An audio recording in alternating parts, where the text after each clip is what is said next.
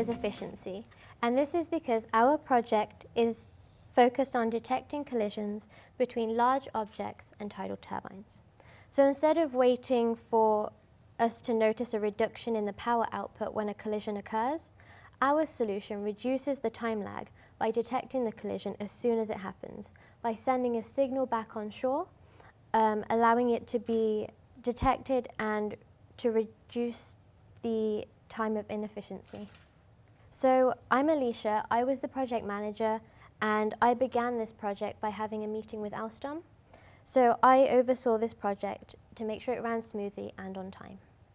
Hi, my name's Miranda. I was the sort of middleman who worked on a lot of the research, writing, and generally made sure that all of our tasks came together.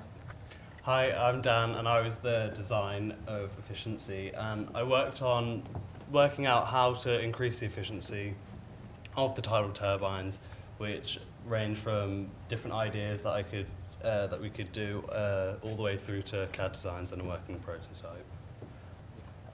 So we approached this project by creating a plan which allowed us to break down all of the different tasks that we'd have to do and assign them to the most appropriate team member in order for the most efficient outcome to be achieved. And throughout the project, we consistently referred back to the plan to ensure we're working on schedule. So we started by researching what tidal turbines are, and the type of turbine that we chose for our project is supported on the seabed by this tripod foundation with a subsea cable running onto shore where the electrical power is transmitted. The blades rotate around the horizontal hub, which is connected to the nacelle, and the nacelle contains the control systems like the generator and the gearbox. It is here where the blade's energy is converted to electricity. However, we also identified two problems that would impact our tidal turbine, which would be murky water and barnacles. And these things seem quite small, but the water itself would severely limit visibility, and barnacles cover anything that's left in the ocean for more than 2 weeks. So we'd have to make sure that our solution could deal with these problems. So recently, Alstom is increasingly investing in ocean technologies, as this sector is competitive and reliable. Water is 800 times more dense than air, so there is a tremendous potential for power extraction. Alstom have developed leading power technologies to tap into this reliable and predictable energy source. They have recently developed the very innovative Ocead 18, which is a 1.4 megawatt solution. So this is a turbine that offers high efficiency, ease of maintainability, as well as ensuring optimized cost of electricity. So we researched further into this after being inspired, and we thought we could take this one step further. And that is how our project started. So we identified the issue.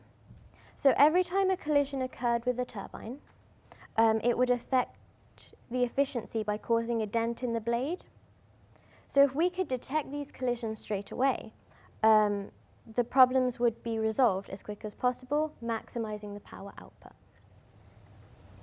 So 6 initial ideas were originally researched as to increase the efficiency of the tidal turbines.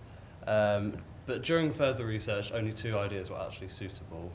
So accelerometers, infrared cameras, encoders, sonar technology, GPS, and light gates were initially researched.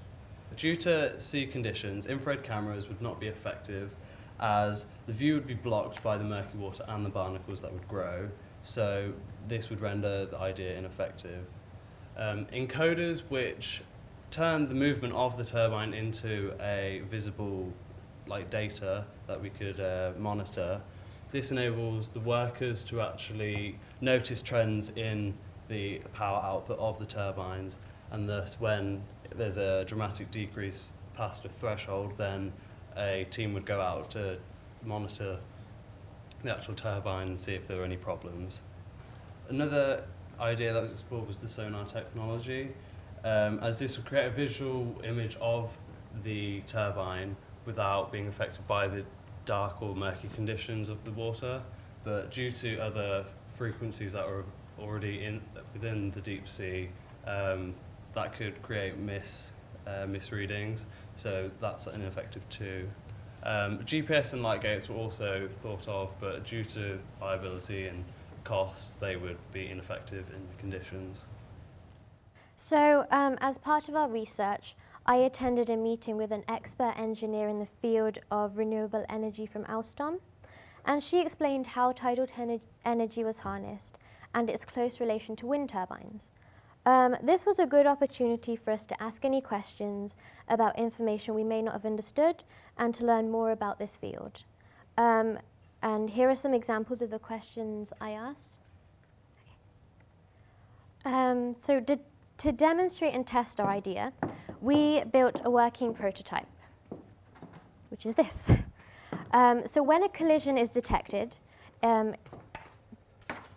this is linked to a computer and it will produce a spike on the graph.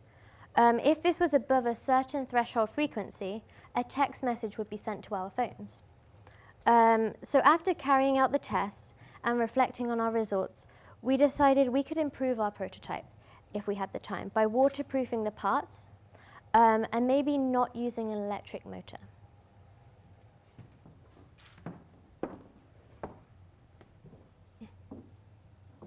Oh, and here are some of the tests we carried out. We found out that the accelerometer for this test was slightly less reliable than the encoder.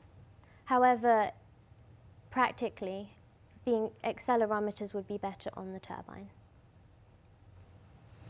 So creating a CAD model of the tidal turbine allowed us to have a hands-on view of the product and experience how it actually works. And by doing this on CAD, you can easily change the design, say if there was a different requirement, or say if research led to something being inconclusive. After final design was finally decided, a 3D printed model was created so we could actually have a physical model to see, to compare dimensions to see if they're actually suitable.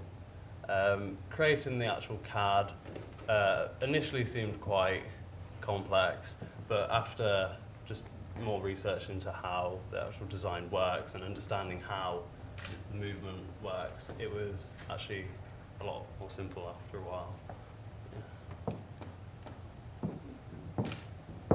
So throughout the time we've been working on our TeenTech Awards, we've been attending regular lectures at WMG. As you can see from sessions 1 to 4, we looked at and worked on innovative design. We learned how it's not enough for a design to merely be new. It must have a new function and have a competitive edge.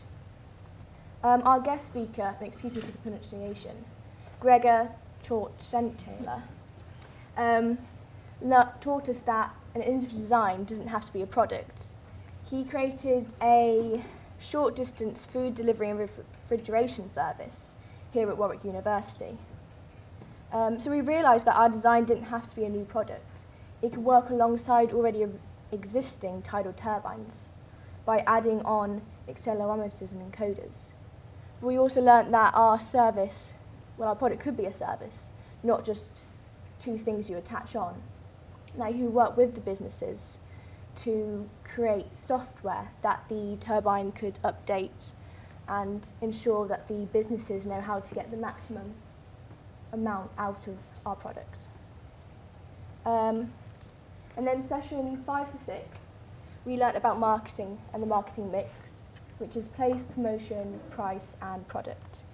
So for example, for our innovative design, our place would be our target audience, which is very specific to those invested in the tidal turbine economy and those looking into renewable energy.